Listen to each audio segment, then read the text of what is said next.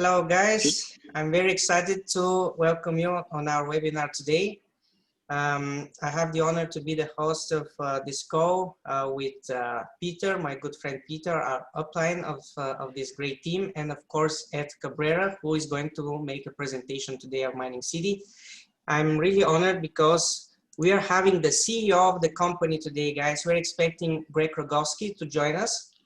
And as I can see, as I'm speaking, I can see a lot of people coming in the room that I'm letting right now. How is the mood today, guys? How are you doing? Peter, are you there? Awesome. Awesome. Yeah, it's awesome. Excellent. Emil, good. This is great. Yeah. Emil, make sure that you make Ed the co-host. Let me just check here one thing. Okay, I have admitted the sharing of the screen. So Ed is here. He is one of our great leaders of the international team with Peter, and he is going to present to us Mining City with his own custom-made presentation. Ed, can you share your screen? Hello, Ed. Yes, I will. Okay, here goes. Let's see. Tell me if you can. Tell me, guys, if you see Ed, you can also use the chat. Yes. We're good. Yeah, Great, perfect. Perfect. We can good. see you. Let's do it, guys. We are very excited to see again Mining City. Of course, Mining City is here to stay. It's a company that changed a lot of lives, including mine. We have Peter, of course, one of the top leaders of Mining City International. And yeah, our team is growing day by day. We can see more people coming in the company, millions of dollars invested in this company as we speak. So yeah, Ed, can you shed some light of what you have for us today? And I'm very excited to see your presentation. Yes. Let's do it. Okay, very good. Thank you. This is Edwin Cabrera from Manassas, Virginia. I'm a retired New York City teacher. I've been online for over 10 years doing full-time work online, and I've been with cryptocurrency for over 8 years. Once I got into Mining City, this is it. I'm not doing anything else because I think that this is really the first and only company to be in, not only the company, but the crypto to be involved with at this particular time. Before we start, this is just for educational purposes. There are no income guarantees or stated or implied here. In all purchases, you should do your own due diligence. You should understand what you're getting involved in before you get involved in it. And before you get involved in anything in terms of crypto, you should know what is cryptocurrency and what is a blockchain. And that's what we're going to review right now. Digital currency. Cryptocurrency is a digital currency. It's used to complete financial transactions using blockchain technology. This provides high security and cannot be counterfeited. It is a great way of storing digital value, and it does not require a centralized authority. This is decentralized, and no one controls the crypto. Now, the first crypto that was created with blockchain technology was Bitcoin. And it's essential to learn and understand the technology behind cryptocurrency. And the first thing you should know is, what is a blockchain? A blockchain is a decentralized ledger that is open to anybody. And as the word states, it is a chain of blocks that are linked together. And this is how information, it contains all the information, transactions, details of people who are participating in the transaction, the time, the date, the amount transferred. And finally, each block stores a unique code called a hash to distinguish them from other blocks. And now, how are blocks added to the blockchain? Let's say, for example, person A transfers funds to person B. They go through a system of nodes to confirm the transaction. The block is given a hash. Remember, a hash is a code, and is added to the blockchain. That's how that is placed on the blockchain. Now, to buy and obtain cryptocurrencies, you can go to almost any exchange. There are exchanges in every country that you can buy. You could trade your dollars, your yen, your euros, whatever currency, your fiat, to crypto. But that is not an opportunity to create additional value, because basically you're trading your dollars for whatever the crypto is worth at the time. Now, there is a way you can participate in the mining process and be daily mining and create a daily mining income. And we're participating in the process of Bitcoin and Bitcoin Vault or Bitcoin Vault as a node. And we obtain block rewards when we add the blocks to the blockchain. So participating in mining gives a person the opportunity to increase the amount of coins one could hold and the potential for additional value. Now we have to know, what is mining? The miners process, approve, and record transactions to connect a block on the blockchain. Once a block is approved, it is added to the blockchain. Now, a block is approved and added to the blockchain when miners solve a complex mathematical problem and confirm the transaction. The first miner to solve this problem and add the block to the blockchain is giving the block reward of Bitcoin or Bitcoin Vault, depending on which one they mined. Now, when one block is connected to the other block, it is stored on the distributed ledger, and miners begin to process the transactions for the next block to obtain the next reward. Now, there's a certain relationship between mining difficulty and mining power. The difficulty, as more nodes participate in mining, the difficulty to solve the block to obtain the reward is adjusted. Right now, Bitcoin and Bitcoin Vault is an average of every 10 minutes. We also have mining pools where miners join together to form a pool to compete and to increase their chances of receiving the block rewards. Now, a hash rate is the mathematical problem that the nodes need to solve. Hash rate is the number of guesses your miners can make per second. And the block reward, of course, is the number of Bitcoin or Bitcoin vaults that are generated when the miners find the solutions to the problem. Right now, Bitcoin is halved every 210 blocks. Currently, Bitcoin is producing 6.25 Bitcoins every 10 minutes, and it is expected to halve again in 2024, so it'll go down. Now, also, you have to consider the mining, what does it cost to create these coins, the electricity power. So the less you pay for electricity, the better it is for you. Now, also, there are mining pools. A percentage of earnings are taken for the service of using the mining pool. And of course, the value of the Bitcoin or Bitcoin Vault, whichever is determined when you convert your Bitcoin or Bitcoin Vault to fiat, to dollars. There's also what's called a transaction ID, which is generated. It's a wallet address for the sender and the receiver that basically indicates the amount transferred, the date, the time, and the fees. Now, there are reasons for the increasing and decreasing of difficulty. If more miners participate in the mining, it is likely to create the block faster. Therefore, is to maintain an average of 10 minutes per block, the difficulty to solve the mathematical problem is increased or decreased depending on the total number of miners participating in the network. So the first Bitcoin, or the first crypto, Bitcoin, was created by Satoshi Nakamoto in 2008. He created the paper of how to use blockchain technology. Now, no one really knows if Satoshi Nakamoto was a real person or a group of people, or who he was as an anonymous person, an anonymous programmer. But let's find out what are the differences between fiat or paper money and Bitcoin. Let's say in fiat, is issued by certain institutions, the banks and things like that, they issue fiat. In Bitcoin or crypto, anyone can participate in the mining process. In fiat, the information on the ledger is not transparent and is operated by the institution. In crypto, the distributed ledger, the transactions, the histories, and the balances can be viewed by anyone on the network. Now, in fiat, it's very expensive to send money across the world, where in crypto, it's very inexpensive to send it. In fiat, it takes days. It could take 3 to 5 days to transfer money, and those are working days, where it could take just 10 minutes to transfer fiat across the world. Now remember, Bitcoin will have a total of 21 million coins. The last coin will be mined by 2140.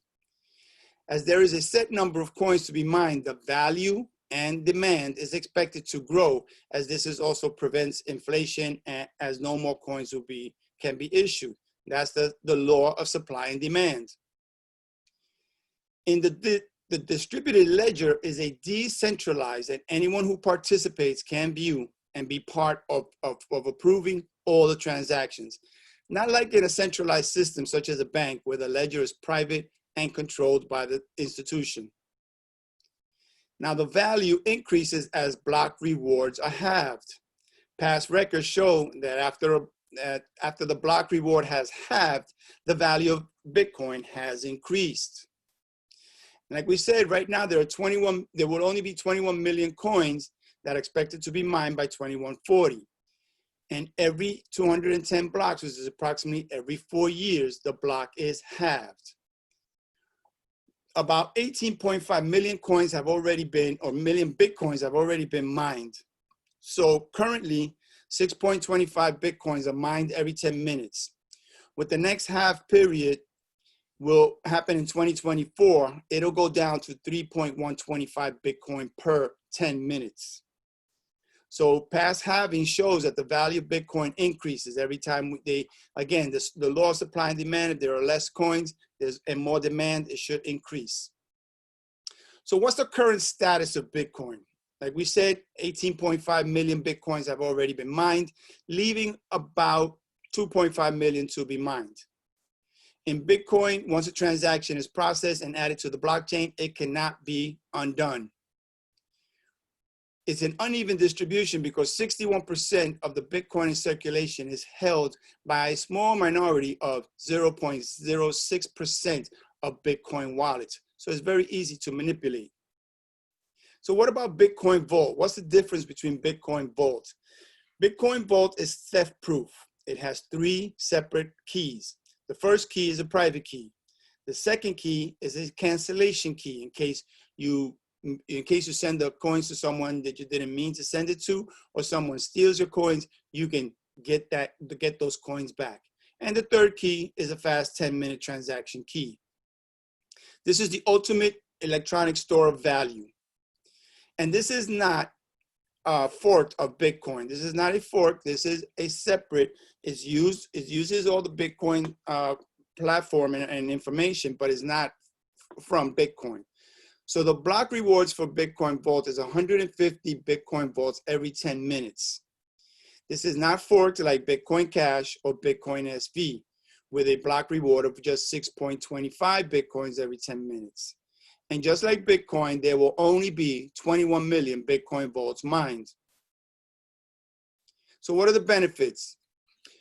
Bitcoin Vault is mined using the same ASIC chips with the same algorithm as Bitcoin, which is a SHA-256.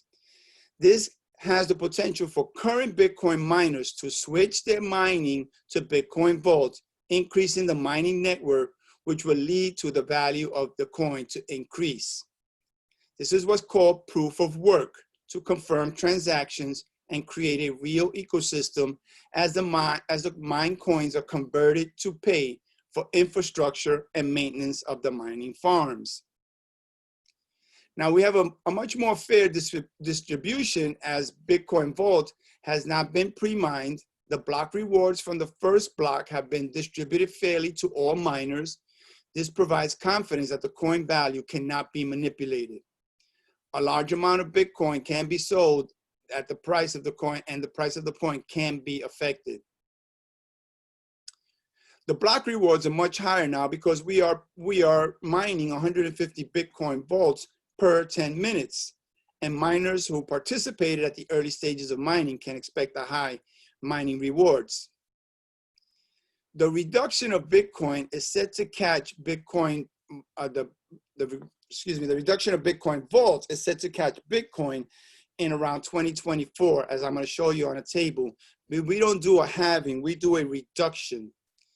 And so, like we said, right now, if you look at the second line, we are mining 150 coins per 10 minutes. And in 6 months, in November of 2020, next month actually, or in a couple of months, we will be mining 125. So we're dropping it down by 25. In May of 2021, it'll be 100. In November of 2021, 75, and it keeps going down until we finally catch up with Bitcoin in November of 2023, which is at 6.25. Now, there is no direct correlation between the hash rate and the price, but as seen below, there is generally a larger market cap in relation to the larger hash rate, resulting in a higher price for the coin. If we see Bitcoin has 114 exahashes, Bitcoin Cash has 1.65 exahashes, Bitcoin SV has 1.48 exahashes, and Bitcoin Vault has about 5 exahashes. But all of this stuff changes, so this is just a general idea. I'm going to just go through that real quick because the values change, the market cap changes, all of that changes. We'll see. You can just get this as a general idea. Now remember that the network hash rate of Bitcoin Vault has surpassed that of Bitcoin Cash, and Bitcoin SV. When the block rewards of Bitcoin Vault is the same as that of Bitcoin, that Bitcoin Vault has the potential to be the second largest coin in the crypto market. That's very important to realize. Now we have a very strategic and great relationship between what we call Mining City, that's us, and MineBest. I'll tell you about that. Now, Mining City is the marketing arm for MineBest. We are the marketers, and Mining City is a global company which rents out hash power from MineBest to mine cryptocurrencies. We have over 350,000 customers that are committed to Mining City, uniting their strengths to increase the chance of striking digital gold. Now, MineBest provides the mining power, takes care of the technology and maintenance, while the Mining City community reaps the rewards. And this is how this is the transparency of Mining City. We are basically business to business model, and the income is split accordingly. 35% goes towards commissions, 2% goes towards salaries. For MineBest, 6% goes towards mining farms, 24% goes to purchasing miners and maintenance, 3% towards shipping and taxes, 20% goes for pre-mining, and 10% goes to company profits. As you can see the picture, those are one of the mining locations in Kazakhstan. Now, MineBest is a technology advanced infrastructure company that specializes in cryptographic computing activities. That's just a big sentence for saying that's where all the miners are housed, and that's where we do the actual mining. It is the most dynamic growing company in the cryptocurrency mining industry and has been mining cryptocurrencies since 2017. Now, MineBest also hosts multiple cryptocurrency mining farms in Kazakhstan. We have one that has 20 megawatts, another one that has 20 megawatts, one that's 50 megawatts that are working at full capacity. And we're also developing another 20 megawatts, 150 megawatts, and 100 megawatt data center in China. Now, MineBest's unique smart mining and preemptive response to market changes allow the Mining City community to reap the benefits of the highest level of mining services in today's market. With excellent equipment, efficiency, and maintenance procedures, the company boasts the highest profitability with mining with low expenses. And here's an agreement between MineBest and Mining City. Now, some of the advantages of our partnership is that we are working with governments to have approved our mining facilities with stable and reliable power supply at a globally competitive electricity price. Right now, we're getting electricity or kilowatts at 0.0475, just under 5 cents per kilowatt. And the less we spend on kilowatts, or the less we spend on electricity, the more the profits can go to the members. MineBest has also a specialized box that is manufactured by MineBest. The cooling system is activated automatically, so it operates without the need for a separate air conditioning system. This equates to higher energy efficiency and lower electricity costs. The Transparency of Mining City offers plans which allow individuals to rent out hash power from MineBest for a period of 1,100 days. Now, here are the plans that you can participate in. A primary plan for 1,100 days gives you 3 terahashes. And this is the same for Bitcoin or for Bitcoin Bulk. They're both the same. A standard plan is $600. They're all 1,100 days.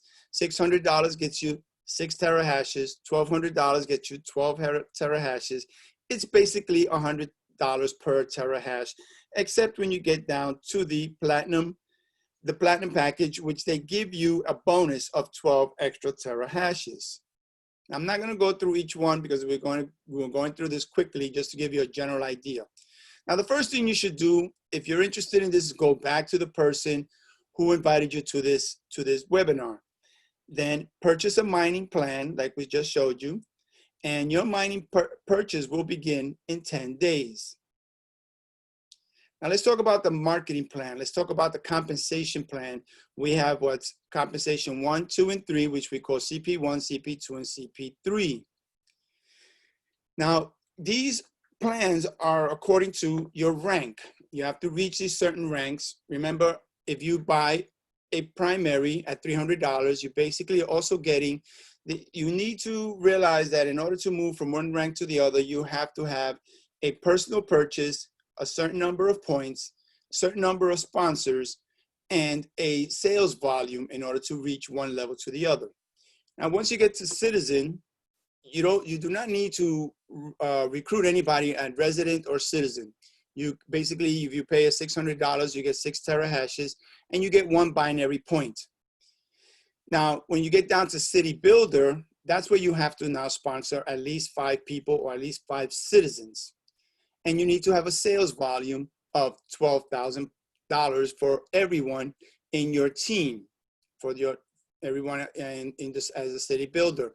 And then it gets a little more complicated when you get to city developer, because you have to have city builders, at least 1 on team A and 1 on team B. And you need 3 city builders. And that's where it gets a little more complicated. I'm not going to go into each one of these because that's going to take too much time. This is just a general idea. So you see, you can go back to this and see exactly what you need to get to the next level. What you really have to focus on, if you really want to build this, is to get to city builder. And for city builder, you just need $600, and you need to sponsor 5 people and get a sales volume of $12,000. That is the #1 goal. If you want to recruit. If you don't want to recruit, it's all good. You don't have to. You can earn also, and I'll show you on compensation plan 3 how you earn without having to recruit. Now, you need to know what a team tree is. A team tree consists of members you refer and those members which have been referred by members of your team tree. So it's basically who you sponsor and who they sponsor. Your first level is the people you sponsor. Your second level is the people they sponsor. The third level are the people that are sponsored by the sponsors. So it keeps going that there are no limits to the levels that in your team tree. So let's talk about, there are 2 teams. There's team A. Team A are the first 5 people you recruit. These are all talking about your recruits at this point. Your first level are the people you recruit. From 1 to 5 is team A. From 6 and above is called team B. And team B, as you can see, is anybody after 6. And then the next level are the people, let's say if number 6 sponsors 5 people, that is the next level, that is second level. When number 7 sponsors people, that is the second level. They go on to your second level. Now, there is also a binary tree. Now, the first one was the unilateral, the one we just did. Now, the binary tree has 2 legs, a left and a right. And your referrer can place you in the binary tree. Once positioned in the binary tree, you cannot be moved, but it gives you the ability for you to put people in your binary tree. And the binary tree allows you to accumulate points on your left and on your right. Remember what we said about the binary points. If you buy a $300 package is 0.5, standard $600, you get 6 terahashes, and you get 1 binary point, and it keeps going down the line. Again, I'm not going to go into that, but this is what a binary tree looks like. If you're at the top, you get points from people who buy contracts below you. So let's say you have 14 points on your left and 11 points on the right. The binary points go to all the members above you and are added to the left and right total, depending on which leg the binary points come from. So when the sum of the binary points contributed by the members below you in the binary tree reaches 5 binary points on the left and 5 binary points on the right, that is what's called a cycle is generated. Cycles are every 24 hours. For each cycle that is generated, you receive a commission and for the 5 binary points that are consumed. Those 5 points are consumed on your left and on your right. And you will receive a commission of $200 in either Bitcoin or Bitcoin Vault, depending on which ones were, what was bought, what kind of contracts were bought.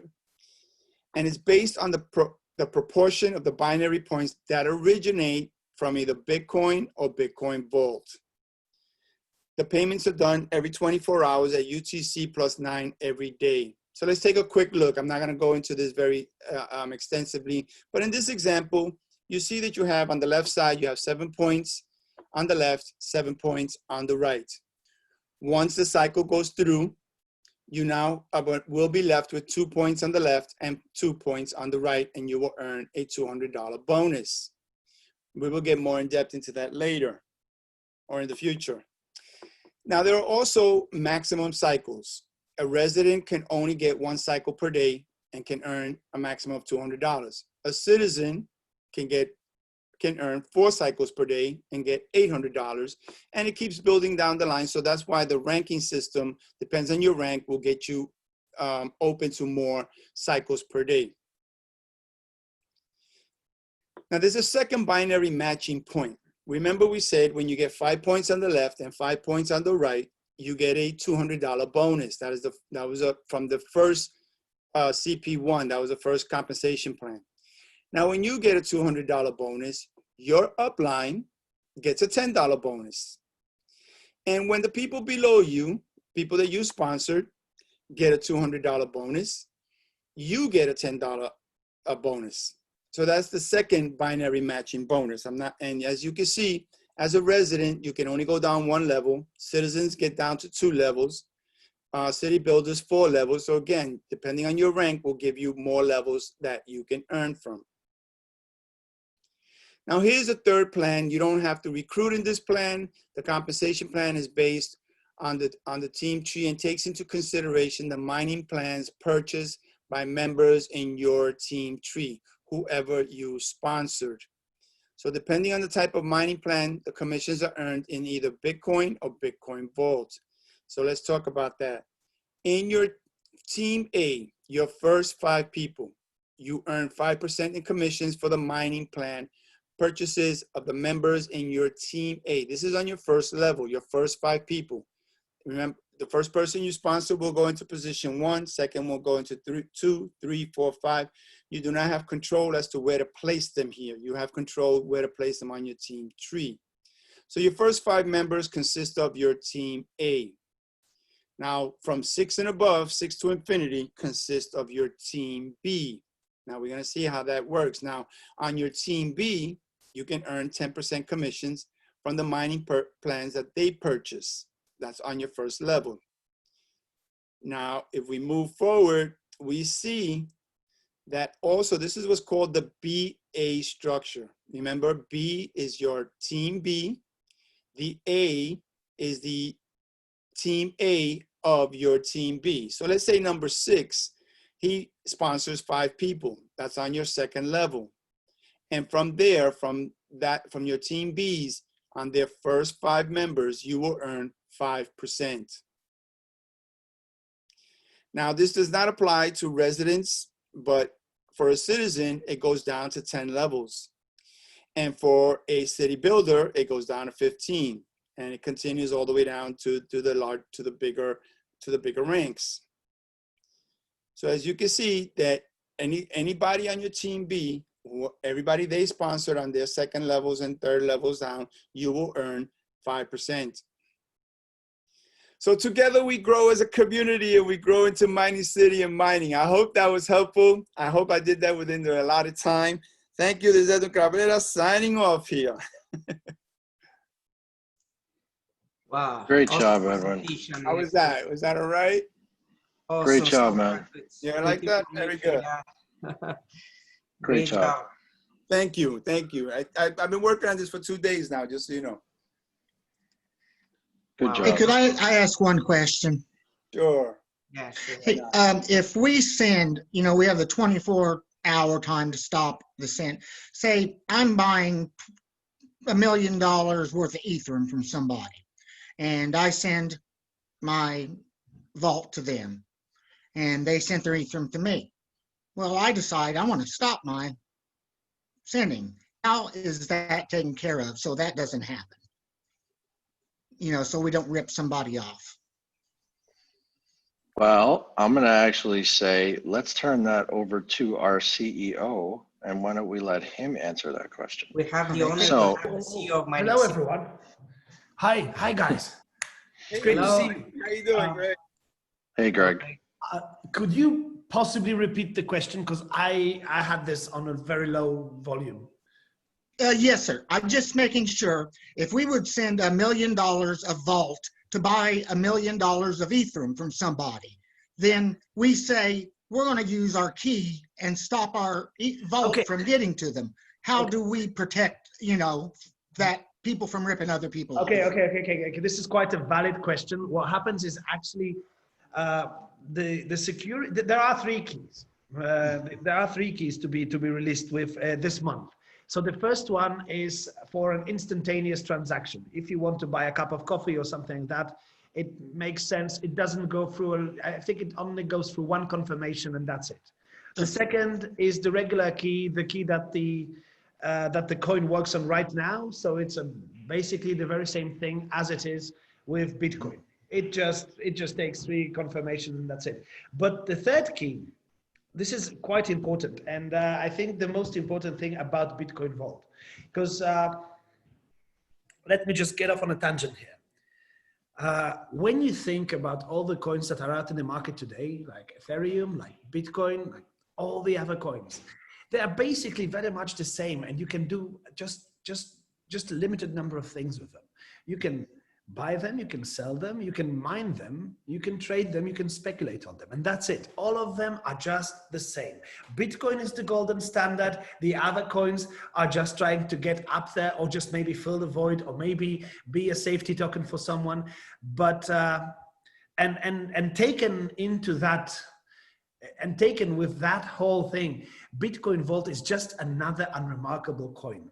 But the 24-hour safety key is a feature that is not for you, it's not for me, it's not for any everyday Bitcoin Vault user. Because if you are going to be buying coins from someone, you will not be using the 24-hour cancel key.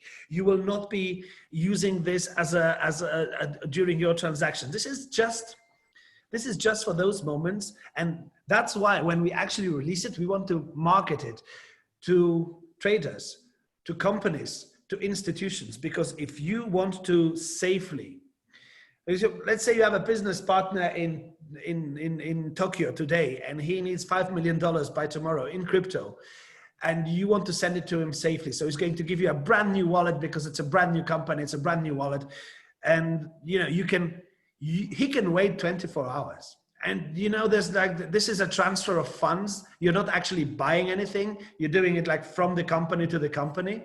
So the transfer of funds has to be 100% secure. So you're going to use the 24-hour safety key.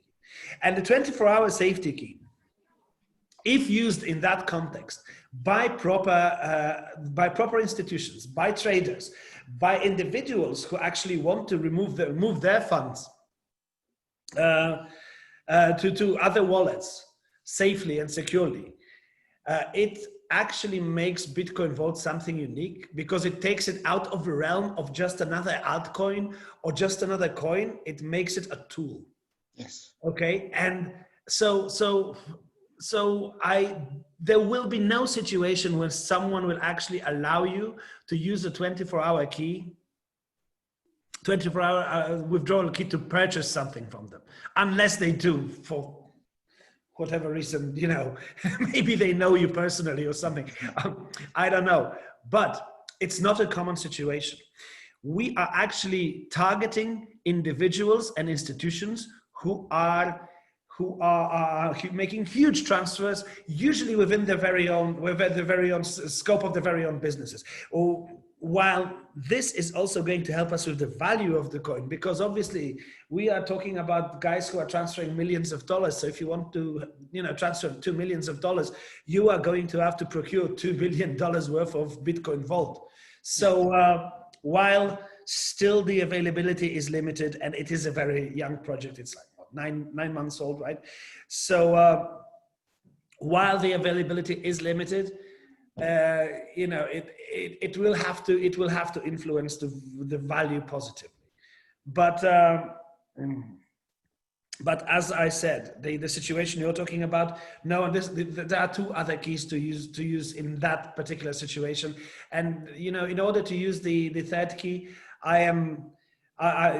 you will be surprised if I say this, but I am not 100% sure on the proceedings, but you actually need two devices to use the withdrawal key, to use the 24-hour cancel key. It is a feature. It is a professional feature, if you want. You know, you can use it every day if you want to. I would use it to transfer it to my cold wallet, for example. I would use it totally because I can wait 24 hours. And I want to be sure that these funds will actually get there. You know, if I transfer to someone from my family, I would use it because obviously, you know, even if we're talking about $100, we're talking about $1,000 or $1 million, we're talking about sums of money that could be significant to different people. Absolutely. But as a market tool, and as a feature, it is designed exactly for high yield, if you want, high volume institutions and individuals, and we are targeting them basically. So I hope that answers your question. It does, and I thank you because someone asked me that, and I know that's one of our biggest selling points. Thank you, sir. Yeah, it's actually, you know what, we talked with Peter here, and he's right. Like for all intents and purposes, this is the biggest selling point.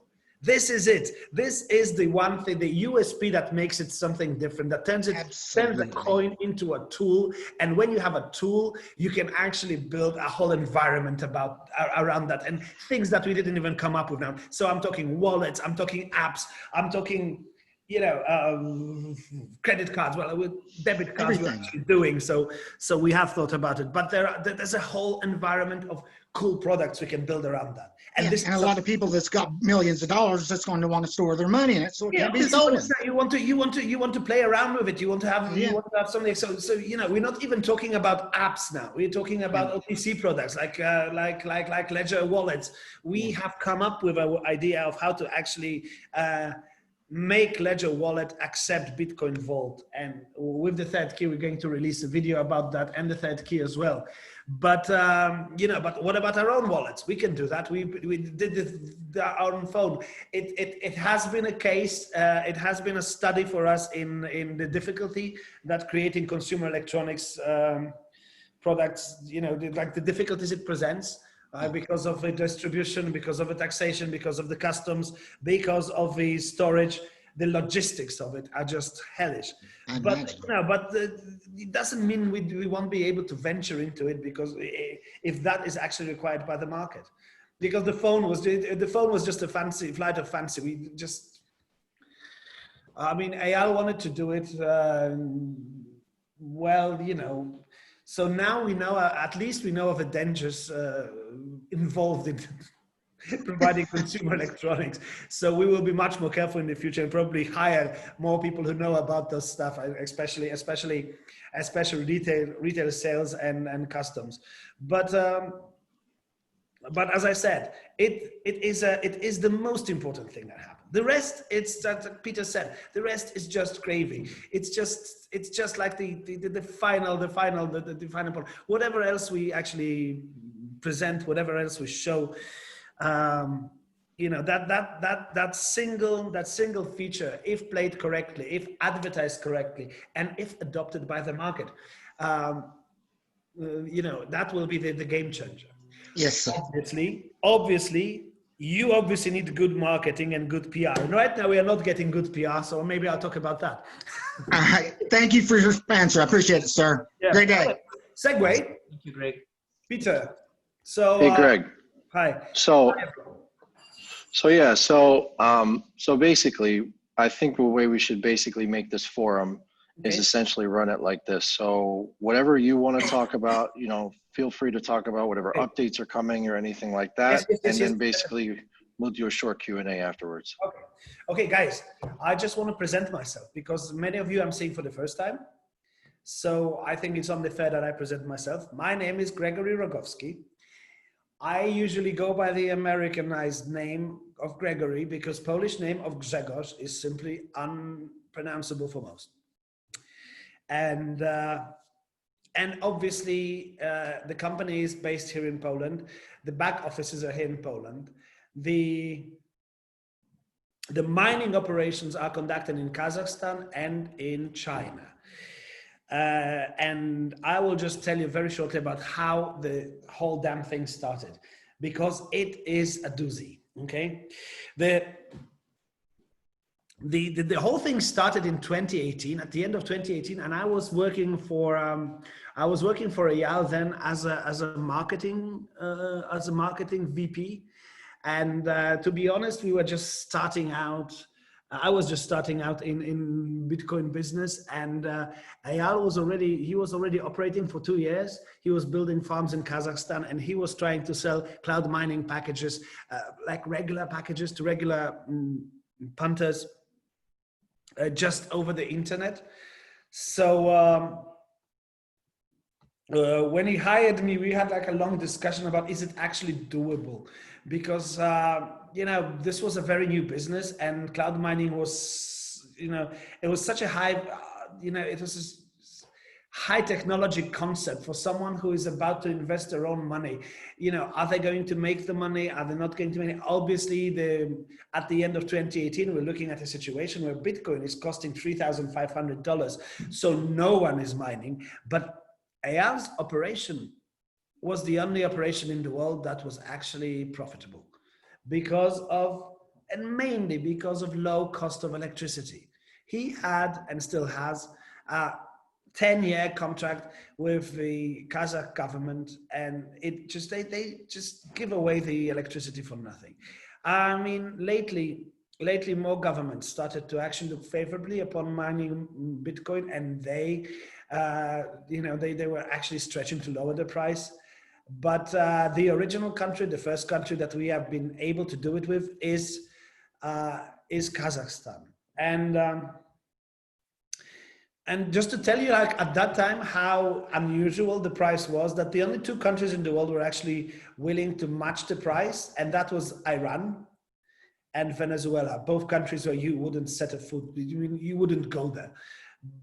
I mean, like the guy from Iran actually called us and he said, like, you know, we know that you're doing mining and we can do mining over here in Iran, and it's going to be, we can give you like really cheap electricity. And I said, like, yeah, do you realize that the chairman of the company is Jewish?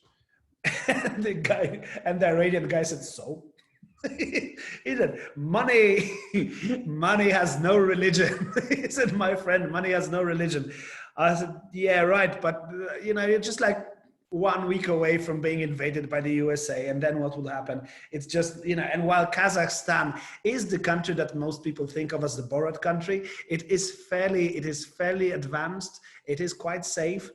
And it is, you know, legally and politically safe, which is most important. And it is accessible from Asia and from Poland. You know, it takes about as much time to fly from Poland there as it does from Asia there, which was also perfect. So we went, at the end of 2018, we went to a blockchain conference in South Korea, in Seoul, where we presented our case of mining Bitcoin profitably in a bearish market. It was called, the whole concept I came up with what's called smart mining, and it connected, and it actually used several things. It used the low price of electricity, low maintenance, which was afforded to us by the way that AL connected all the computers, giving them appropriate space and appropriate cooling so that they actually prolonged the lifespan. And we did that actually by reverse engineering the ant box. I mean, not even reverse engineering. We just looked at the ant box, and we looked at the ant box, and AL just pointed out all the things that were wrong with ant box, why the computers were failing, some of them after 6 months of operation. And we created much bigger boxes, much cheaper boxes, because initially we used cargo containers from ships to place several computers in them. And they, and Kazakhstan also proved really great for cooling, because like in the winters it's minus 40 degrees and summers are not very hot. So, the whole electricity that you're supposed to put towards cooling of the equipment is much cheaper. And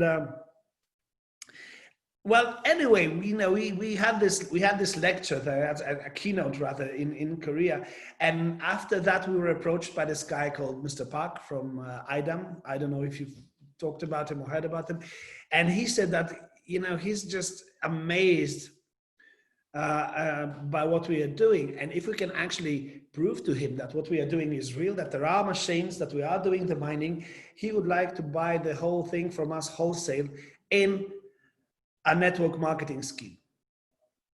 So that very first night, Eyal came with me to my room and he said, like, dude, do you know anything about network marketing? And I said, yeah, of course. Obviously I do. You hired me as your marketing VP, your network marketing. And then as he was talking, I was just like frantically checking out Wikipedia, and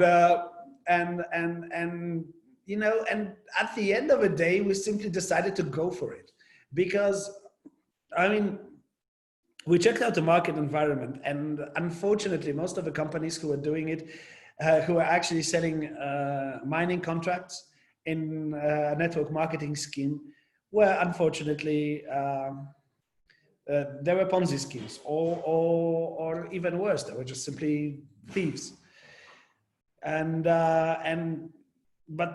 We just decided the whole difference for us will be that we are not an MLM company that was looking for a product to sell, and then we just happened to come across cloud mining. We were a cloud mining company that just happened to come across this way of selling.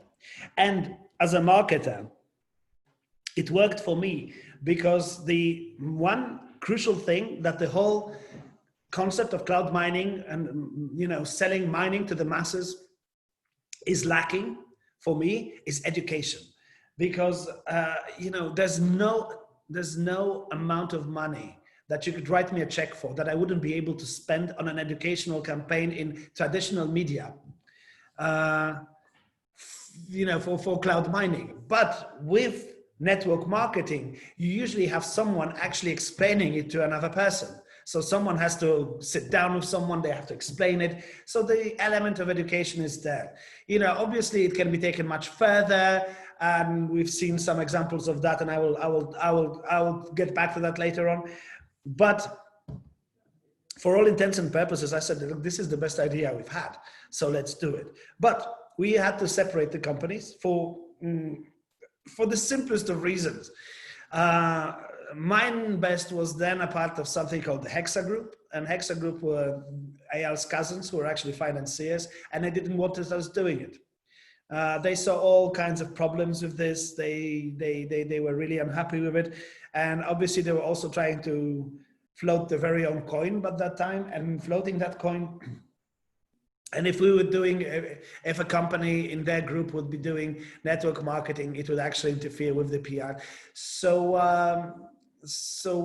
I told Eyal, there's a simple answer to that. Let's just open a separate company, and that company will take care of the marketing, of the system, of legal, of customer support, the whole marketing thing, and the product and the technical and the security, that will come from you. We will just outsource it. We'll write like a huge agreement, and it's a huge agreement, it's 52 pages long, like agency agreement that will just like marry us forever, but it's going to be two separate companies. With that, we get two things. First of all, your cousins can just kiss our asses now. We are absolutely untouchable by your cousins. They hate me, by the way. And the second thing is, I, as a network marketing company in Europe, I cannot advertise my product, which means I cannot validate it because it's a virtual product. But you, as a product provider, whoever you're providing it to, even if I'm your exclusive client, you can. So that's what we decided to do. And, you know, actually that worked because MindBest, does advertise the product. And obviously we started out with huge problems in the very beginning because obviously we were trying to play catch up with the system. We had to build it within 2 months and, it wasn't ready when it came out. It was just horrible. The whole experience for the very first 5 months was us playing catch up with the system, us playing catch up with the product, us playing catch up with the entire game of network marketing and how it relates to mining. Obviously, we also got something that we are getting until today, which is a lot of hate, because the only difference between us and the scamming companies is that we don't scam people, but the business model is pretty much the same.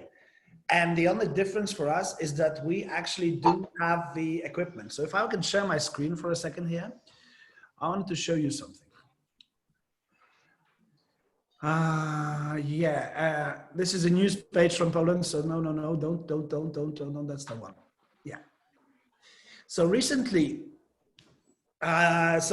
people have been asking us if we're actually doing the mining, if we can actually prove the mining, because the pools for mining Bitcoin Vault were just too close pools, where mining City was just the only benefactor. So how do they know that it's actually real and there are really machines by it?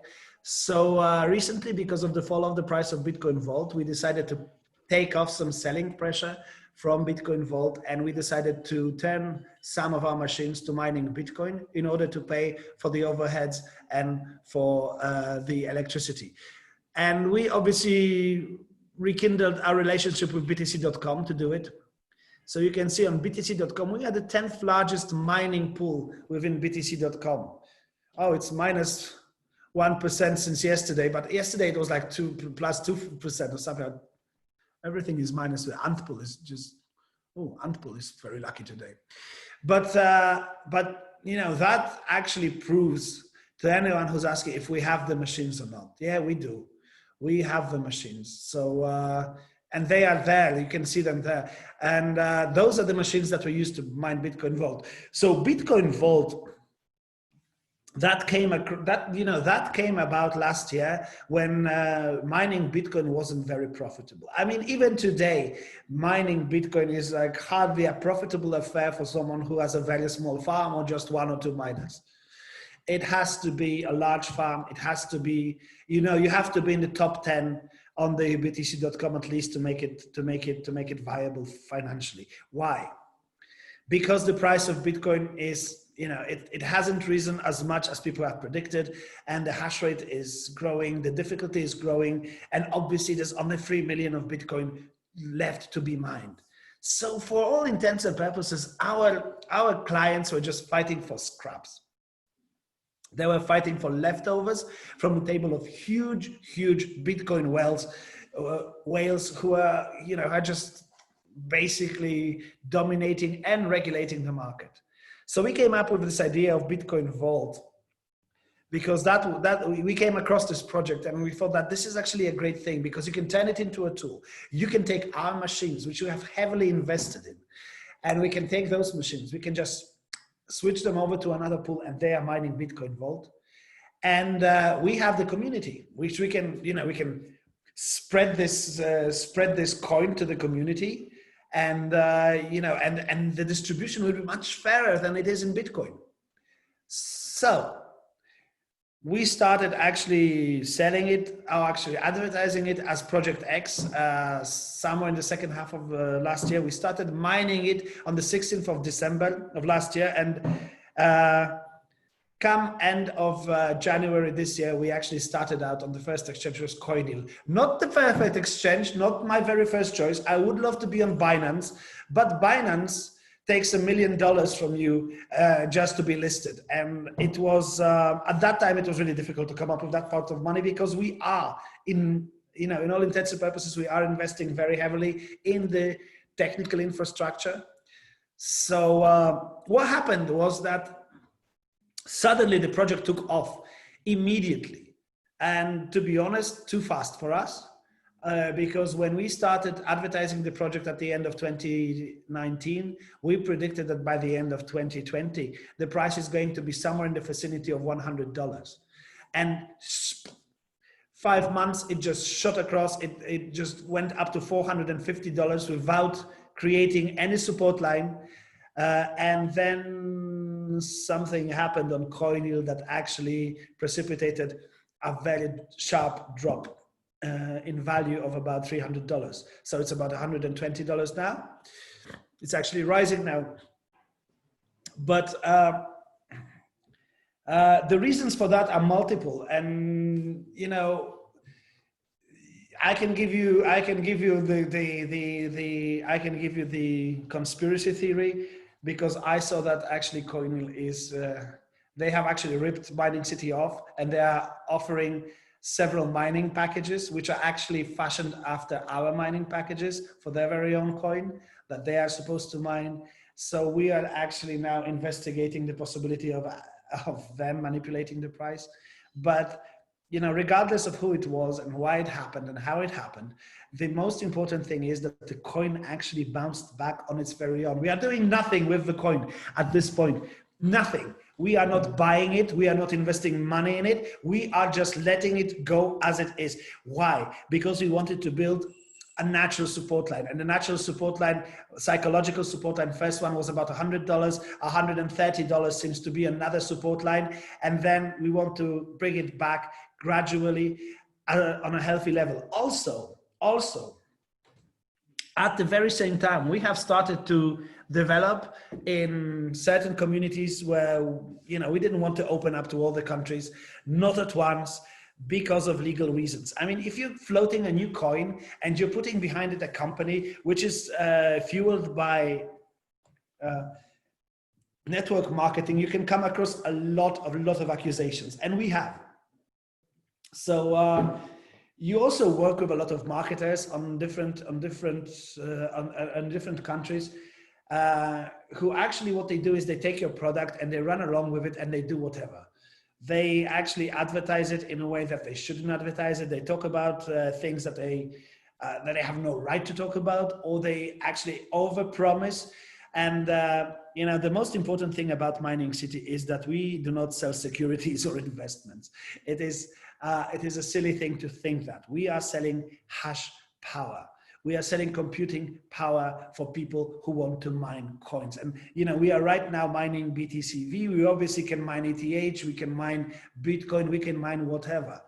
But the hash power is the most important thing. And that hash power is quite important, because a hash power is something really tangible that you as a client, you can calculate it. You can take a pen and paper. With Bitcoin, it was quite easy, because you could go to CoinMarketCap calculator and you could just calculate it on their website. And someone actually created a calculator for mining Bitcoin Vault as well. And and you could see that they were actually overselling it in a way that was unfair, because you could see that people, once the price started falling, people would start panic selling them at any price, which means that they actually misunderstood why we are doing this. The contract is 1,100 days. Guys, this is a very long time. And they were just panicking. They were panicking after like 5 days of that 1,100 day period. And the real price is there at the end. It's not here, it's not now, but for all intents and purposes, obviously they can live off of it. They can make it into a passive income, which is something I really hate. It's a whole term that I hate, passive income. That just doesn't happen. You have to work. If you don't work, you don't have income. That's how it was always here. So I don't know. But the most serious problems we've had were in Spain, where actually someone created a website called miningcity.es, where they were actually selling investment. And it was a scam website, because what they were doing was they were taking money from people, and they were promising those people that they will set up an account with Mining City for them. And they posed as Mining City. And we got a really nasty wake-up call about that website from the Spanish authorities, who just called us and they said that they want us to shut it down because they thought that we were running it, and we were not running it. We had so we had like a long chat with the Spanish authorities, and now we're working together and shutting down the other site. And until that case is actually brought to court, we have promised to abstain from opening VPN in Spain. But we are going to reopen, I think, next month, because the case is going to court now. And I don't know if we're going to be actually there as material witnesses. We don't know. But that just shows you, what kind of types of trouble you get. And the latest trouble was obviously last week in Philippines, where we got a warning from the local SEC. So I wanted to share something with you here as well. It's not, it's not something that should be. So SEC actually got a letter from us on Friday. There's a whole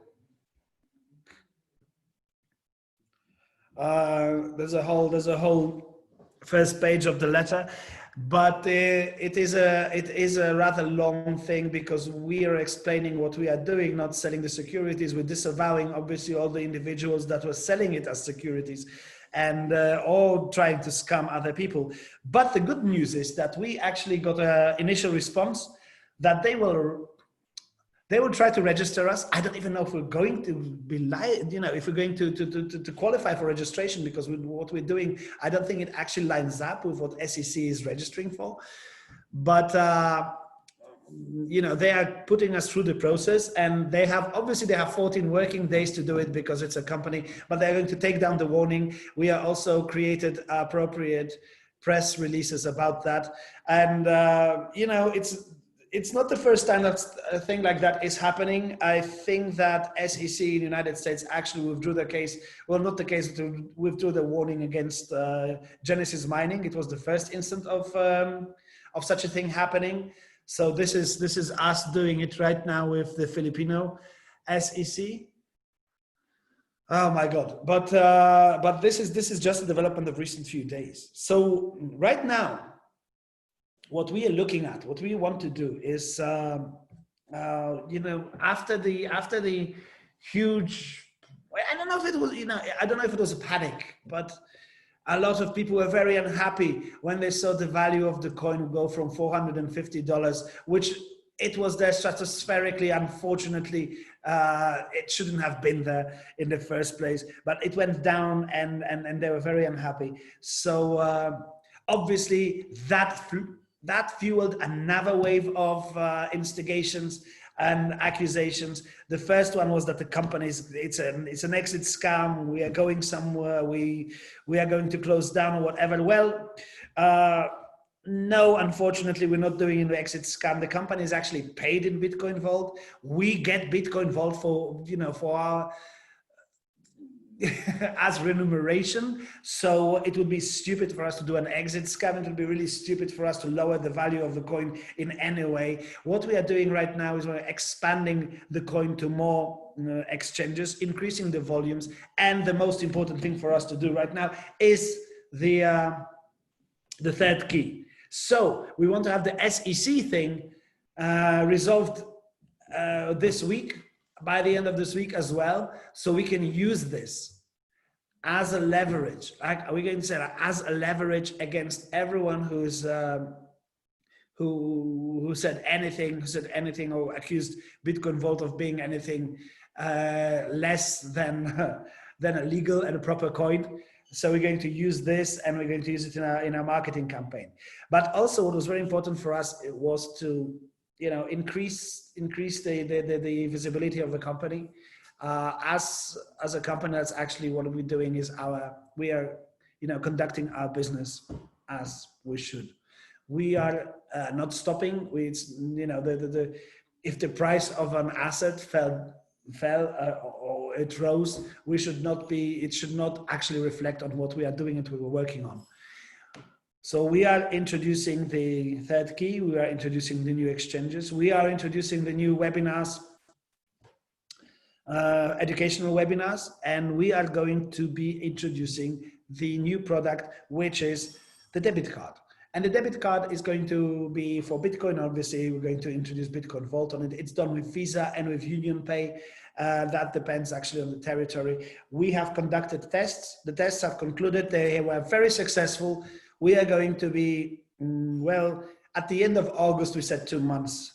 We are going to be, so before the end of the year, hopefully Christmas, we're going to have a new debit card in place, and we're going to be distributing it among our members. We also working, this is something I'm doing right now, actually. We're working very hard on providing stock for Bitcoin Vault. We got this whole catchphrase called Bye Crypto, which means that we're talking to a lot of shops, actually closing deals with a lot of shops and exchanges that will actually allow for stuff to be bought online for Bitcoin Vault, which is also great because it actually legitimizes the coin. It makes it exchangeable. It makes it more, it makes it more attached to the real world, if you want. This is something that we really want to do. So basically, this is what we are working on right now.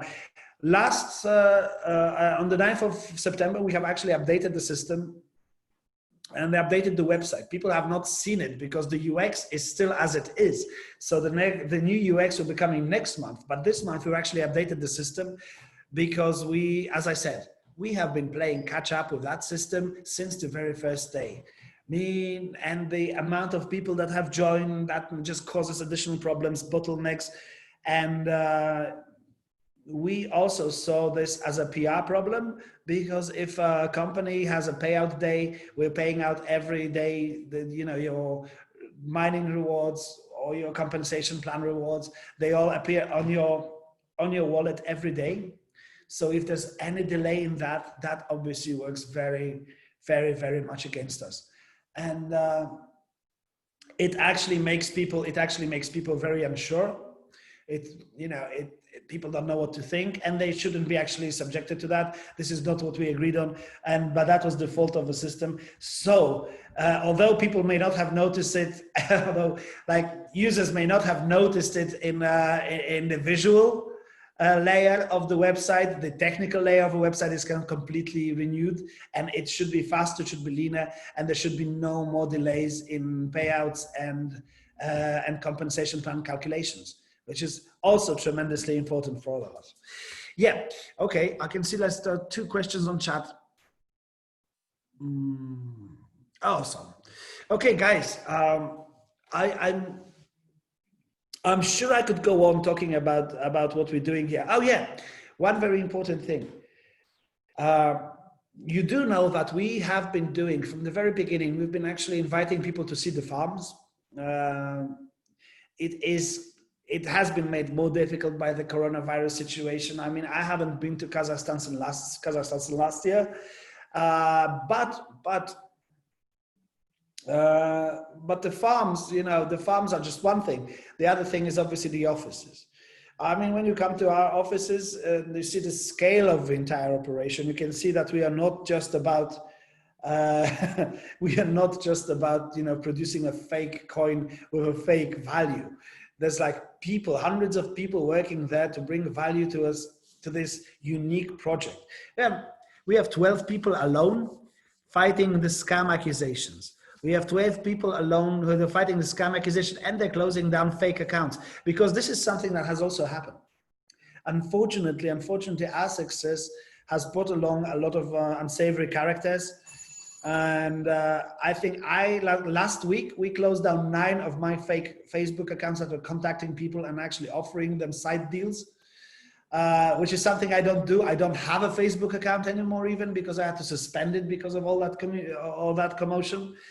And we do not do that. We do not appear anywhere and offer something to the people. It is all offered on the website. And if you want to register, it's obviously free. It doesn't cost you anything. You can register. You can read all the materials. You can calculate for yourselves. And once you are happy with it, you can decide. But in the meantime, if you're here, if you're in Poland, if you're in Warsaw, yeah, please come over to our offices. I'll be really happy to see you. I'll be really happy to show you around. I'm not in the offices right now. Actually, I'm at my home because it's the evening. Okay, guys, should we do a Q&A? Yeah, it's a good idea. You know, I wanted to, I'm just driving. God, dude, you're just changing the venues. Right? Just like, were you at the airport? Now you're in the car.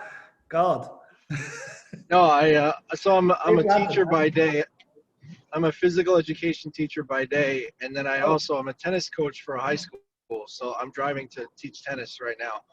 Anyway, so you know, one thing I wanted to add, Yeah. and basically so that people understand, is what Bitcoin did in 2017, going from 19,700 to 6,300 about 2.5 months later, is essentially what happened with Bitcoin Vault.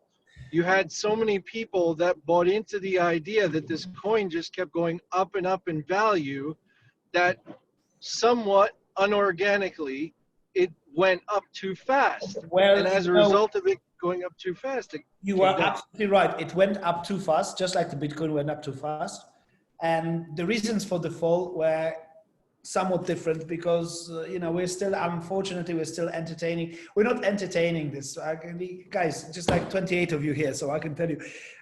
When Bitcoin Vault started falling down in price, someone actually made huge orders on CoinYield. Someone actually threw more coins at the market than there were actually asks for buy, and they were selling them at a loss, or maybe not at a.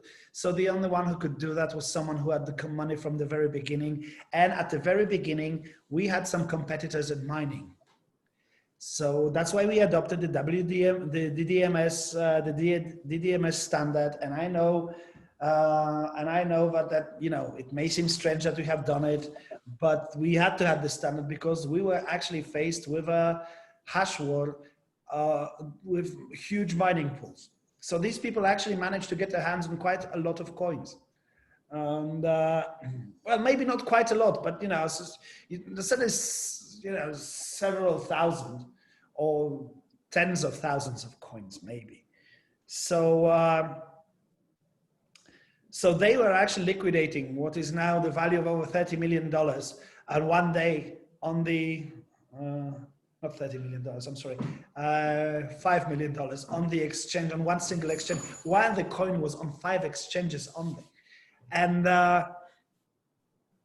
you know, when you have that small volume, that larger transaction in such a short time, it's not a coincidence. You have to be stupid, or you have to do it on purpose. So I believe that someone actually did it on purpose, because stupid people don't come up with $5 million. But also what happened at the very same time is we had a DDoS attack on the Bitcoin Vault Explorer webpage, which actually our team maintains. So that cannot be a coincidence. When your coin is falling and you have a DDoS attack, that is not a coincidence.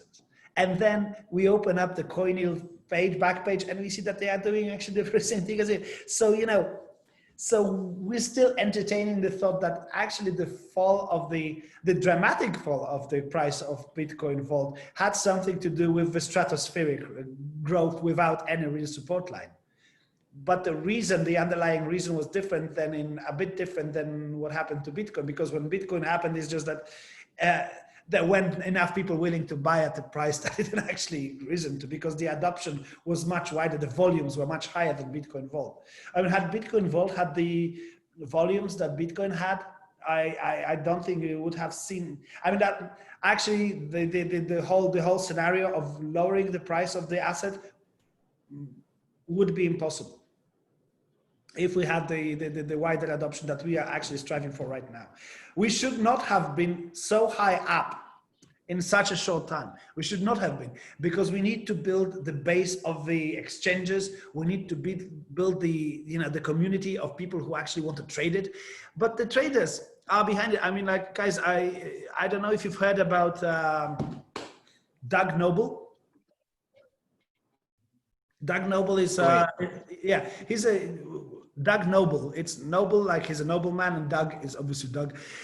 He's an American. He's a Bitcoin analyst, and he has a few videos on. And he's not with us, by the way. He's not a part of Mining City. He is not. He's just a trader and a trading analyst on Bitcoin and cryptocurrencies. And he had a few videos about Bitcoin Vault just when it was actually falling very radically down. You know, it was just drastically falling, and he had this amazing insight, actually based on the fact that he just, for some reason, Dwayne Noble, I'm sorry, yes, Dwayne Noble, I'm sorry, Doug. Oh. I'm sorry, I'm Polish. It's okay, Greg. That explains, I'm sorry, it's Dwayne Noble, yes, of course, I'm sorry, I'm Polish, like, you know, come in the Polish people jokes. Dwayne is never going to forgive me, but then I don't know him. So I just spoke to him once over Zoom, just for 5 seconds. I just wanted to say thank you for the good words he was saying. Yeah, Dwayne Noble, exactly. So that was the guy. Guys, okay, can we do the Q&A? Yeah, let's do a Q&A. So guys, if you have any questions, just post them in the chat, and Greg will read the questions and answer the questions. So feel free to go right ahead.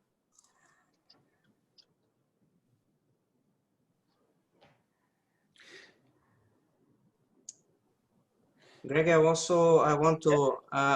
to you know, congratulate you, and of course thank you for all this light that you shed on Mining City and what's going on.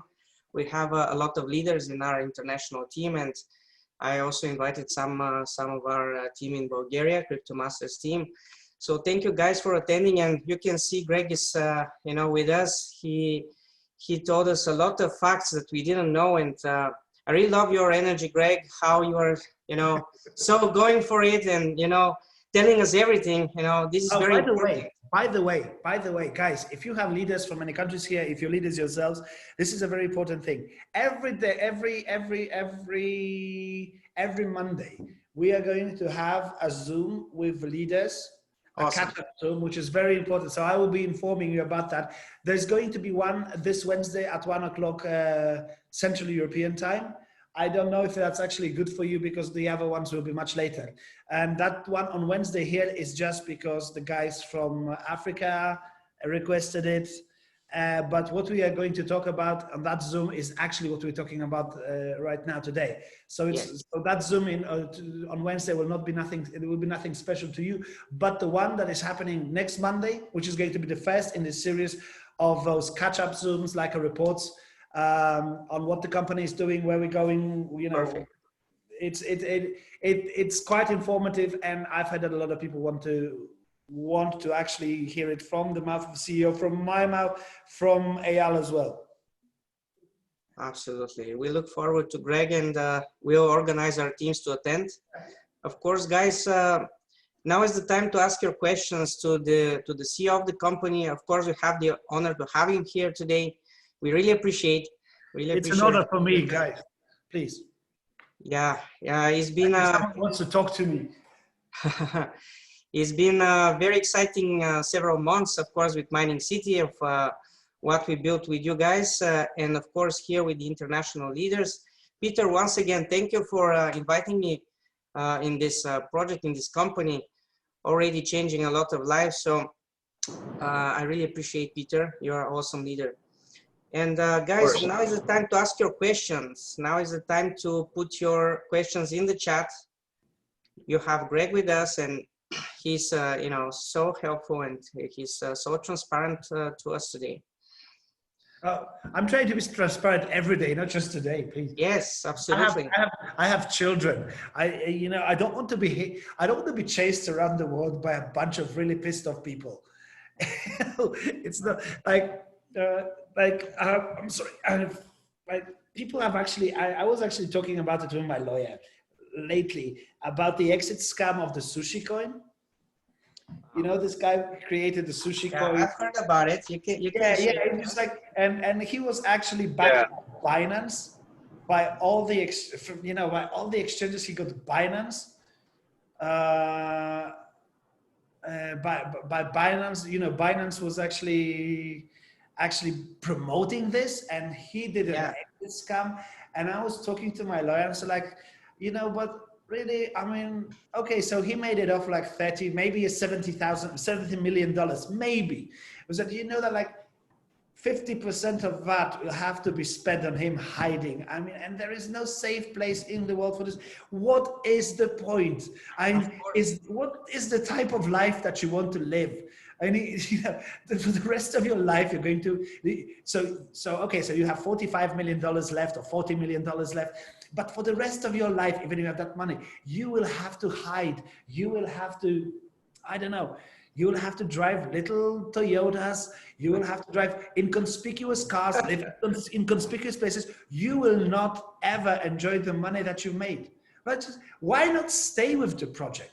Just let it develop. Work for it 10 fucking years. Work for 10 years with the project. And then, if it works, and you'll be happy and you can drive your Porsche or whatever. And that's the way to do it. Why would you want to escape with $30 million and just and hide for the rest of your life? Or maybe that's just the life that some people want. I don't know. I was like, so I'm trying to be transparent all the way. I told you I have children. I can't imagine myself running around the world with 2 cats. I really.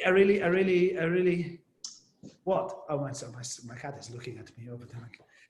It would be awesome Hey, Greg. to meet in Poland. Yeah, it would be awesome to meet. Hey, Greg. Yes. Ed Cabrera has a question in the chat. If you see it, I'm just driving. I can't see. How can we prevent chargebacks? Sound base. How can you prevent chargebacks? Yeah, we talked about it, Ed. We talked about it before.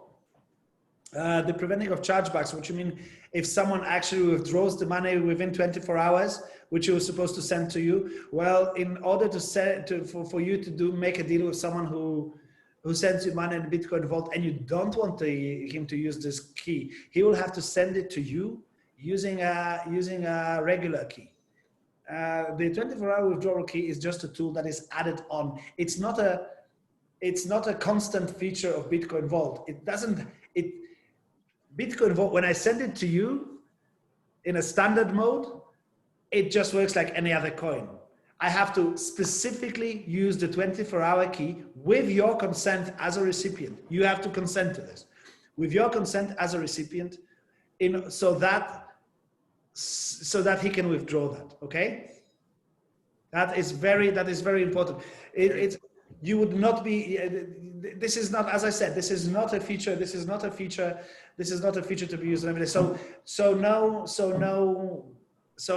cashbacks, like no place for actually for any scamming. Nobody will exploit stuff online, right? And then not paying for it. That's all withdrawing a payment. That's a very important thing. Your consent is actually required. It has to be a consensual thing. You have to be aware that the money is coming to you, even if you're a recipient, you have to be aware. But what you can do is you can lock your wallet you can lock your wallet to only be able to do the 24 hours so that, okay, it's like a safety on a gun, right? Yeah. Like the one that James Bond had in the last movie, and it actually fired when he actually pressed the firing button. I'm talking about the same thing here with 24-hour. You can actually lock the 24-hour key into the coin so that you can unlock it when you want to pay for something. But if someone takes a hold of your, steals it from you or actually wants to withdraw it from your account by breaking into it, you will be able to withdraw it. Because it's the only 24-hour key that is available to anyone from the outside. It's a bit complicated. That's why we are doing a video about that. And I would like to tell you that I do not know the very specifics of how it works, because from what I've seen, the development team has actually, they have actually two ideas of how to make it more user-friendly, and they just sort of pivoted. The system is ready, however, and so the point is very important. When are the new wallets coming? The new wallets, well, we are going to develop the golden wallet. Within a month, we're going to have a new website, and a month after that, we are going to have an application with a new wallet. And when we open the new key, the gold wallet is going to get an upgrade as well, so that it can actually feature the new key. We will also issue a video on how to prepare your ledger wallet to work with BTCV and the third key. So that's it. I think my only question, I mean, you and I talk so often, I don't really have any questions. Yeah, but I think you're like a familiar now.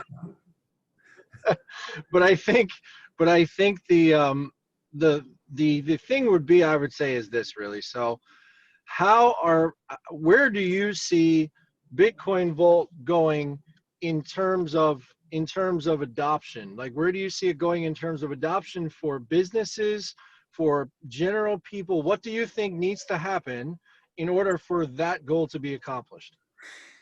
Okay. First of all, we are going to talk. We talked about introducing the third key, the security key, with the exchanges. We wanted the traders to adopt them first. We knew that the traders actually have to exchange money between the exchanges and between their very own accounts in a very safe way. They have to do it quickly. Well, they don't have to do it quickly, but they have to settle the accounts by the end of the day, so it's 24 hours. They want to do it safely, especially if you had a huge account, and we want them to adopt us first. And you know, it's easy with the exchanges that we're actually already on. That's easy. We want actually to go to other exchanges and institutions, and we are going to have a very specific PR campaign as to that. But when you're talking about adoption, it is a difficult question to answer, because we are now thinking about how high the coin is going to go up in value until the end of this year and until the end of next year. So we predict a hike in value if the adoption is at a level of about, I don't know, at least if 10 exchanges, then if most of traders in 10 exchanges will use it on daily basis, the adoption with them will be about 30 to 40%, let's say, of them will adopt it. Maybe the value of the coin will exceed $500 by the end of this year, and then we would like to steadily increase it to $1,000 until some point in next year.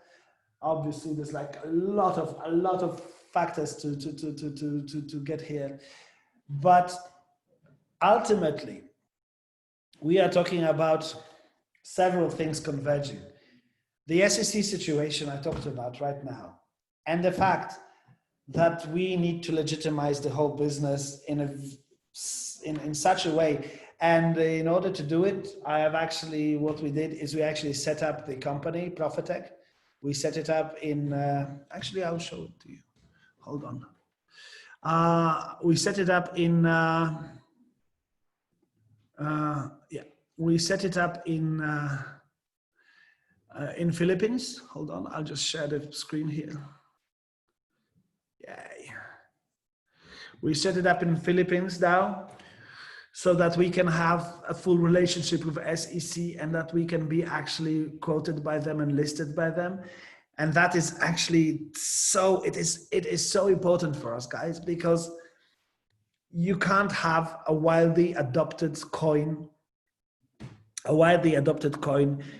that is tainted with any accusations. Unfortunately, the whole situation with the guys in the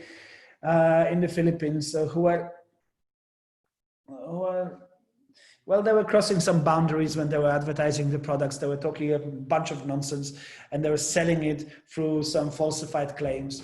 You know, you can't stop it because they're not our employees. But you know, all you can do is cooperate with the authorities on that. So we have actually registered a company there. We want to work with them, and if that actually all works together, if that comes up within 5 years, we would like Bitcoin Vault to be industry standard for large value transactions within 5 years. But within 5 years, a lot can happen. I mean, within 2 years that our company is active, we have pivoted. Well, if you take into account MineBest and Mining City as exactly one project, we have pivoted several times. So we don't know. I mean, Bitcoin Vault, maybe if the adoption is very wide, we will have to actually change the system. Maybe it shouldn't be proof of work. Maybe it should be proof of stake. Think about it. If it's a value holder, the value is in the holding. So, yeah. You just brought up something that was in my head that I forgot, and now I remembered, and it's an important question. Okay, yeah. And the question is this: in the future, will there be any wallets that, like Exodus or something like that, or Zango or something like that, where Bitcoin Vault can be held on, where there can be an APR stake, like for the year? In other words, you could get 8% for the year or something. Oh, like yeah, that. yeah. You know what? We're looking into that. We are looking into that. The team is looking into that. We want to have those. So hopefully, yes. But for those wallets to actually accept it, you know, for these institutions to accept it and to actually give you the percentage, we still have to have all the kinks worked out. We have to have the Fed key, and we have to have the full legitimization, because it cannot. They have to be absolutely sure that they're working with someone who is untainted, so is reliable, and who is trustworthy. Unfortunately, I mean, fortunately, I mean, Jesus, why did I say that? But we are looking at that. But I can't give you honestly, I can't give you any type of deadline for that. But we are, you know, we are working with that, because we do realize that there's an added value that we can have with that sort of stuff. Awesome. It's just that right now, to be honest, right now with the whole SEC business that erupted last week, and the whole value of the coin malarkey that erupted 3 weeks ago, that just wasn't our priority. It would have been had we not had those problems. Right. That I follow. And then actually one more thing to further on the SEC now. If everything goes according to plan and everything works out in the Philippines, do you believe that essentially that would be a segue for the somewhat near future, I don't know what date, but somewhat near future, of possibly using that as a framework to get into the United States? Yes, definitely. I think that SEC in the Philippines is actually the first step of us getting into the United States. I know you were on the Zoom with Eyal.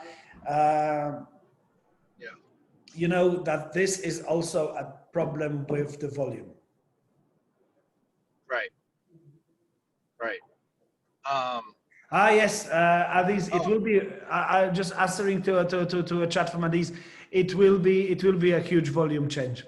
It will be a huge volume change. It will be a huge amount of volume added. But the thing is that we are actually expecting these people to drive up the purchasing power. They will be buying Bitcoin Vault from other users, which will make our users happy, because that should drive the volume of the price up. It should drive the price up, and the volume. Look, we are mining it since December. So the volume is strictly controlled. There's not that much coin available. There has to be more coin available. There has to be more, it has to be changing hands more. So these people will drive the value up, and our users will be happy, because then they can sell off their stocks. at an appropriate price. They can do it without affecting the price of Bitcoin Vault, which is happening right now. For example, all this weekend on Coinil, we had Koreans selling like crazy because there's a Korean holiday coming now and everyone wanted money, everyone needed money. We saw the very same thing happening on the 1st of September. The weekend before the 1st of September, which is people are coming, children are going back to school, you know, the school year is starting and you have to make purchases, you have to buy something. People are actually treating this as day-to-day income. So you could see them selling like crazy. After that weekend was over, immediately the price just bumped up. So, so now we want people to be able to sell without any perturbations to the price. Especially that I see it, that not all of our members have to have the full knowledge of how to sell safely or how to fulfill selling orders or how that actually works. And to do that, we obviously need the huge rich people who actually will buy the huge volumes of Bitcoin Vault. Also, we want them to use that for exchange, not to hold, but to exchange, because we don't want those huge volumes to stay in one hand at a given time. So, so they will hopefully disperse those amounts when they exchange it into other coins, because they don't want to hold it in Bitcoin Vault, or maybe they want to hold it in some other coins. They will disperse it among smaller users on more exchanges. So yeah, okay. Thank you, Greg. I have a question. We're looking forward for a halving of Bitcoin Vault in November. What can we expect when this happens? Bitcoin Vault, I'm sorry, what? We are looking forward for the halving of Bitcoin Vault. Halving in November, yes. It's, I think it's the 15th. No, it's the 5th. It's the 5th of November. I'm sorry, it's the 5th of November. It's not the halving, it's the reduction. Because the reduction is designed in such a way for Bitcoin Vault so that it actually approaches to the volumes of Bitcoin within 4 years. And why is it done so? Exactly for the reasons I told you. So in 5 years, Bitcoin Vault can be the world standard for exchanges of large volumes. And unless it actually approaches to Bitcoin Vault in value and in volumes, it doesn't have a chance to do it. So we've designed it. I'm saying like if I had any hand in doing this. You know that I'm actually an English teacher by profession. But I studied marketing at the university. I have a university diploma on marketing. And I've worked in marketing, but I've never worked a day as an English teacher in my life. But I also have a diploma for teaching English. So, so I'm saying this as if I had any hand in doing this. But the original team behind Bitcoin Vault actually designed this way so that Bitcoin Vault can be widely adopted. Worldwide adoption as an exchange, as a secure exchange means on the huge crypto transactions. That's why we have the halvings, well, the reductions, we have them more often. This year there's going to be 2, then there's going to be 2 next year. And ultimately in 4 years, we're going to catch up to Bitcoin, I'm sorry. Yeah, it's also going to affect the price, probably it will go up. Yes, yeah. Obviously. Obviously, this is something that we are banking on. The halving doesn't necessarily make the price go up, as we saw just now with Bitcoin halving, but it definitely helps to set some psychological levels at which you can find support for the coin value, which is very important. I'm sorry, I have a question from Bruce here. As a wallet, or do you need another wallet? Okay, so Mining City website does have a separate wallet for Bitcoin Vault. And you can hold your Bitcoin Vault at your account at Mining City. But if you prefer, you can take it outside every single day, or you can use the gold wallet, which is also, you can find it at bitcoinvault.explorer. There's a website for that. And just Google Bitcoin Vault Explorer. It's going to pop up in the top as a top entry. You know, you can hold it with us, you can hold it, you can take it out every single day. It doesn't really matter to us, but it does work like a wallet for all intents and purposes. It's the thing is that when you look at the Explorer, or when you actually report it to CoinMarketCap, it only looks like a single wallet, because we don't, you know, to provide people with wallets, you would have to have a license to do that. So what it does is, this is a single Mining City wallet that is divided into a wallet for each and every member, and each and every member can use it. They have a very own sub address. This is their wallet. No one can access it. No one can take your money out from that wallet. We can only add to that wallet. And what happens is that most people actually opt to have an outside wallet after some time and to take the money out, which is fine. A lot of people who have joined Mining City have never had any opportunity to see me face to face. They never had any opportunity to visit the offices or to see the farms. And that actually makes them quite squeamish about the entire experience. So when they get the rewards every day, they quite honestly, they opt to get the money out and just keep them away. And I totally understand that. We're down with it. If they think this is okay, if they think that this is okay, this is something that is proper and they should do it, we actually allow that. But you can hold the money in Bitcoin. I talk a lot, don't I? I'm sorry. Okay, guys. Yeah. I can't see any more questions. So I'll be quite candid with you. My father-in-law is here and he's actually fixing my kitchen sink because I live in this very old house, which is becoming a money pit. So yeah, maybe I should just take all your Bitcoin vault, guys, and put it into this house, and maybe it will work someday. So no, I have to take him out now. I have to drive him to the train. So thank you, Greg. Thank you. We really appreciate so your if it's okay, guys. If it's okay, guys, with you, I'm going to leave now. Okay. Thank you, Greg. Appreciate it. Thank you, guys. It's been great. Like, if you need me for these talks anytime, please do it. I will inform you of the summary meeting this Monday, next Monday. Also, there's there's a bunch of videos coming out. We had some videos about Bitcoin Vault, but we had to scrap those because the value isn't what it was in the videos. That's what you do. That's what you get for doing a lot of videos in advance. So we're going to do more live videos now.